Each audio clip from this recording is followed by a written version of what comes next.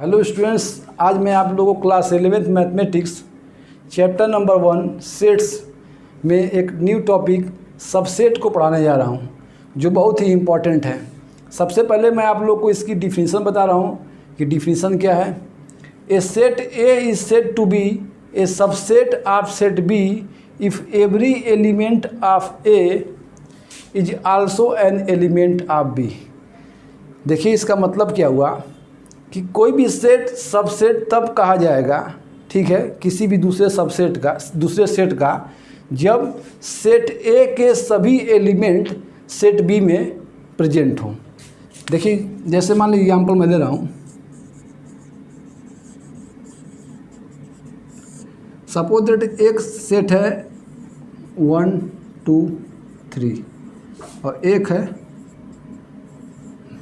1 2 3 4। तो देखिए ए में 1 2 3 है और बी में 1 2 3 4 है। मीन्स ए के जितने एलिमेंट्स हैं वो सेट बी में प्रेजेंट हैं, इसलिए जो है क्या कहते हैं कि ए सबसेट हो जाएगा वो बी का। ये सबसेट का सिंबल है। स्टूडेंट कभी कभी ऐसा होता है कि ये दोनों एलिमेंट्स एक दूसरे के इक्वल हो सकते हैं। जैसे मान लीजिए सेट ए में 1 2 3 एलिमेंट हैं और जैसे एक और मैं एग्जांपल दे रहा हूँ। देखिए दूसरा एग्जांपल कि suppose that A equal to दिया है ए बी सी और बी इक्वल टू भी है ए बी और सी। तो इस कंडीशन में क्या होगा कि ए इज सबसेट ऑफ बी। ए तो बी का सबसेट होगा क्योंकि ए के सभी एलिमेंट बी मिल रहे हैं, और B is also subset of A. B भी ए का सबसेट होगा क्योंकि बी के भी सभी एलिमेंट सेट ए में मिल रहे हैं। अब क्वेश्चन एक ये आता है स्टूडेंट्स कि इस वाले एग्जाम्पल में देखिए एग्जाम्पल 1 में कि ए इक्वल टू 1 2 3 और B equal to 1 2 3 4।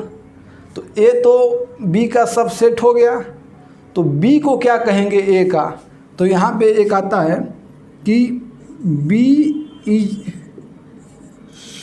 Superset of set A. मतलब बी को ए का सुपरसेट कहते हैं। तो यहाँ सुपरसेट तक आप लोग क्लियर हो गया। अब देखिए कुछ नोट्स हैं related to subset. Every set A is subset of itself. मान लीजिए कि ए इक्वल टू 1 2 3 दिया है, ठीक है। तो ए इक्वल टू 1 2 3 है, तो ये खुद के जो सेट ए है ये खुद का सबसेट है क्योंकि इसमें 1 2 3 है। तो ए भी जो है ए की वो जो 1 2 3 है वो भी इसमें प्रेजेंट है। तो ये कंडीशन होता है कि every set is a subset of itself, मतलब इसके सभी एलिमेंट इसमें खुद मिल रहे हैं, ठीक है ना। अब देखिए इसको हम इससे डिनोट कर देते हैं कि ए इज द सबसेट ऑफ ए। दूसरा है empty set is a subset of every set. जो एम्प्टी सेट होते हैं वो सभी सेट के सबसेट होते हैं। एम्प्टी सेट का मतलब कुछ नहीं, जो उसमें कुछ एक भी एलिमेंट ना हो। तो जब एक भी एलिमेंट नहीं रहेंगे तो सिंपल सी बात है कि वो सबका सबसेट हो जाएगा। लेकिन एक चीज़ कंडीशन ये है कि मान लीजिए कि जो दूसरा एलिमेंट होगा, मान लीजिए कि ये ए इक्वल टू आपका दिया है ये नल सेट या एम्प्टी सेट, और बी इक्वल टू कुछ देना चाहिए, भले ही वो एक ही एलिमेंट क्यों ना हो, एक ही एलिमेंट क्यों ना हो, तभी इसमें ए जो है वो बी का क्या कहलाएगा, सबसेट कहलाएगा। इसका मतलब फाई का मतलब एक भी एलिमेंट नहीं है, तब ये जो है ए बी का सबसेट कहलाएगा। अब देखिए some relation is well defined set. इसका मतलब देखिए क्या है कि every natural number is the subset of every, ये इंटीजर्स का, और ये जो है इंटीजर्स जो है वो सबसेट होते हैं किसके, ये रेशनल नंबर के, और एवरी रेशनल नंबर जो है आपके सबसेट हो जाते हैं रियल नंबर के। यहाँ से मैं एक लास्ट चीज़ समझा दूँ। जैसे मान लीजिए दिया है कि एवरी जो है वो rational number is the subset of real number. हम जानते हैं कि रियल नंबर क्या होता है, the combination of rational number and the irrational number is called real number. तो आप ये कहेंगे कि every rational number is a subset of real number but every real number is not subset of rational number. अब हम power set के बारे में बात कर रहे हैं। देखिए इसका definition, the collection of all subsets of a set is called the power set of A, it is denoted by A. इसका स्टूडेंट मतलब ये हुआ कि किसी भी सेट का जो पॉसिबल सबसेट होता है उसका एक कलेक्शन ले लिया जाए, कलेक्शन करके एक सेट बना दिया जाए तो उसको ही कहते हैं क्या, पावर सेट। इसको देखिए एक एग्जांपल में ले रहा हूँ। Suppose that A equal to है 1 2, तो इसका हमको अगर पावर सेट निकालना रहेगा तो देखिए सबसे पहले देखेंगे इसका क्या क्या बन सकता है। एक तो एम्प्टी सेट बन सकता है, एम्प्टी सेट जो है इसका सबसेट हो सकता है, एक 1 हो सकता है, एक 2 और एक 1 और 2 दोनों। मतलब कि ए कोई सेट है तो ए का सबसेट खुद मतलब ए ही हो सकता है, तो ये हो जाएगा। तो इसी का जो कलेक्शन होता है वही आपका होता है क्या, पावर सेट। एक मैं एग्जांपल और दे रहा हूँ। मान लीजिए ए इक्वल टू दिया है 1 2 3, तो इसका हमको पावर सेट निकालना है तो एक तो 5 हो जाएगा, मतलब एम्प्टी सेट। 1 2 3 हो जाएगा, 1 और 2 हो जाएगा, ठीक है। 1 और 3 हो सकता है और 2 3, और एट लास्ट में ये सेट खुद सब सेट हो सकता है। तो स्टूडेंट इससे हम एक निष्कर्ष निकाल सकते हैं, कंक्लूजन कर सकते हैं कि हमको मालूम करना पड़ेगा कि जो हम पावर सेट निकाल रहे हैं उसमें कितने एलिमेंट्स आ रहे हैं।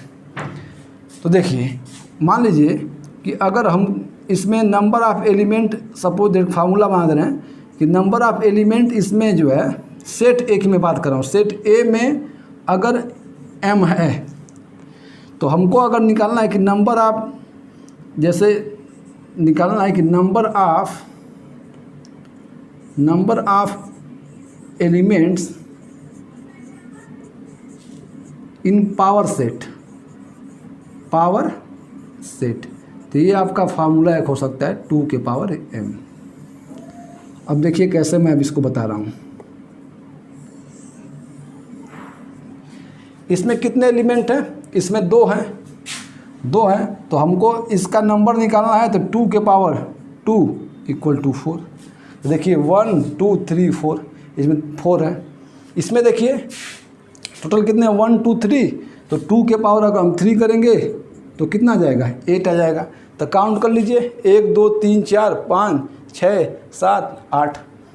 तो स्टूडेंट्स ये हमको पावर सेट के अंदर कितने ये सबसेट बन रहे हैं इसके अंदर, उसकी संख्या हम इससे निकाल सकते हैं।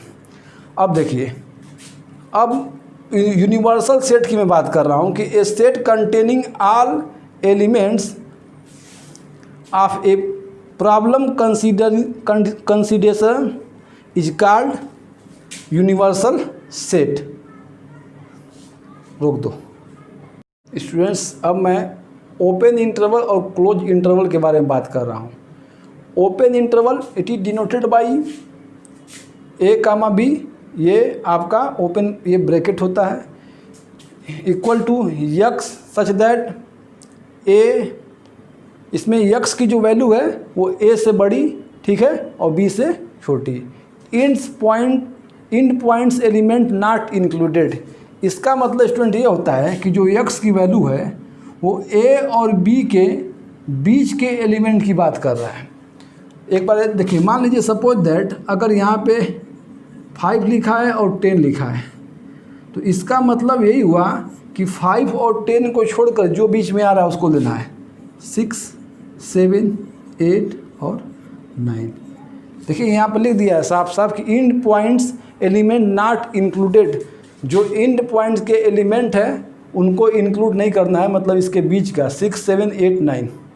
अब देखिए close interval, it is denoted by, ये आपका जो है क्लोज ब्रैकेट है A comma B, x such that, x की वैल्यू एक तो ए से बड़ी है और इक्वल भी है, और बी से छोटी और equal. End points element included, मान लीजिए कोई एक एग्जाम्पल ले रहा हूँ, जैसे मान ले रहा हूँ 10 ले रहा हूँ और 14 ले रहा हूँ, ठीक है, 10 और 14, और ये आपका क्लोज इंटरवल लगा दे रहा हूँ। तो इसका मतलब यही हुआ कि 10, 11, 12, 13 और 14, ठीक है ना। ये 10 और 14 को भी लेना है और इसके बीच में जो नंबर्स हैं उनको भी लेना है। तो ये स्टूडेंट्स, ये ओपन इंटरवल और क्लोज इंटरवल हो गया। ऐसे आपके देखिए कुछ ये सिंबल दिए गए हैं, इनको देख के हम इंटरवल बनाएंगे कैसे। देखिए इसका मतलब तो यही हो गया, मान लीजिए ए और बी, ये अगर ये हैं, ठीक है, ये आपके ए और बी,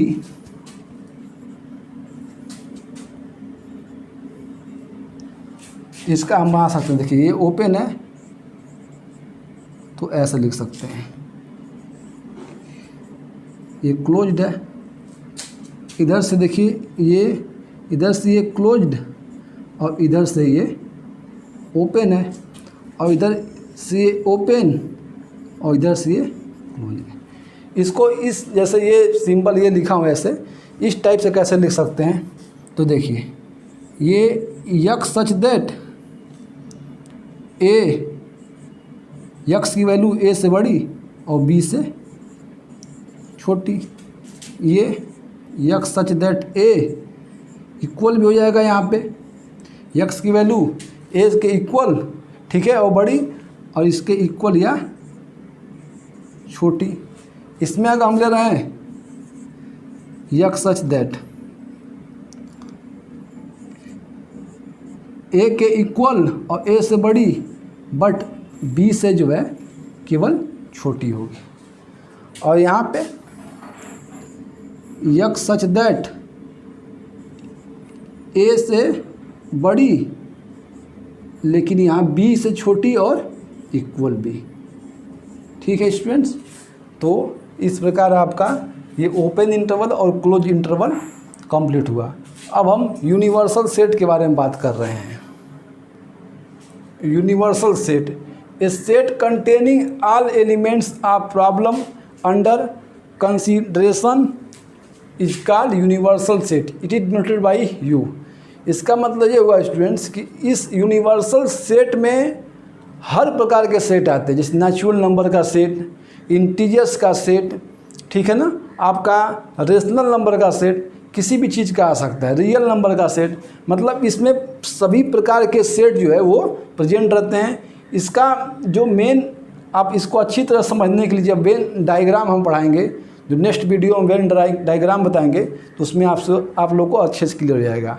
स्टूडेंट, इस प्रकार हम जो है इस टॉपिक में, इस वीडियो में क्या क्या पढ़े हैं, देखिए सबसेट पढ़े, सुपर सेट पढ़े हैं, पावर सेट पढ़े हैं, ठीक है ना, उसके बाद इंटरवल्स पढ़े और एट लास्ट यूनिवर्सल सेट पढ़ लिए हैं।